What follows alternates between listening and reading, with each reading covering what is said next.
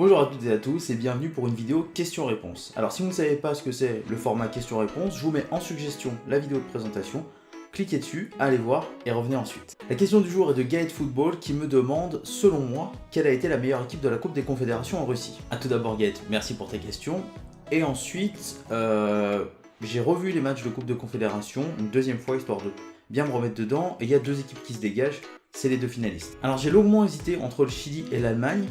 Le Chili parce que j'ai adoré leur pressing, la verticalité dans le jeu et le tempérament offensif de l'équipe, donc ce qui a amené pas mal de spectacles. Et l'Allemagne, ce que j'ai beaucoup apprécié, ce sont les qualités techniques des joueurs, le jeu de passe notamment, le milieu, l'attaque, la construction des offensives, l'impact physique en défense et au milieu de terrain, et le sang-froid des joueurs pour aller gagner des matchs. C'est-à-dire que dans les moments clés, ils ont su répondre présent pour marquer les buts au bon moment et aller chercher les victoires. Du coup, j'étais partagé sur un 50-50 et il y a un argument qui a fait pencher la balance en faveur de l'Allemagne, c'est l'âge de l'équipe.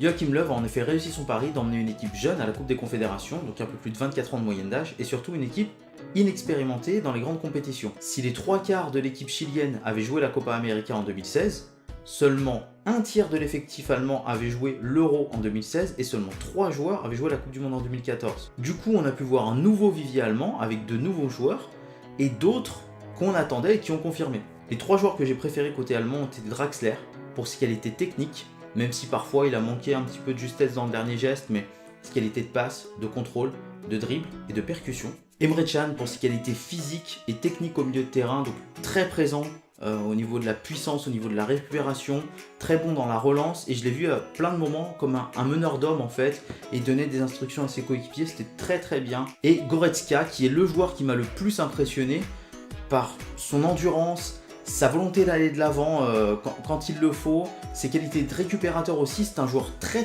complet et j'ai beaucoup apprécié regarder jouer ce joueur. Voilà, donc au final pour moi la meilleure équipe ça a été l'Allemagne. Dites-moi en commentaire si vous êtes d'accord avec moi ou pas. Je te remercie Gaët pour ta question encore une fois et j'espère que ma réponse va te satisfaire. C'est la fin de notre premier épisode de questions-réponses. On se retrouve très rapidement pour un autre. N'hésitez pas si ça vous a plu à mettre le petit pouce et à partager la vidéo et puis à vous abonner pour que mon foot à moi devienne notre foot à nous.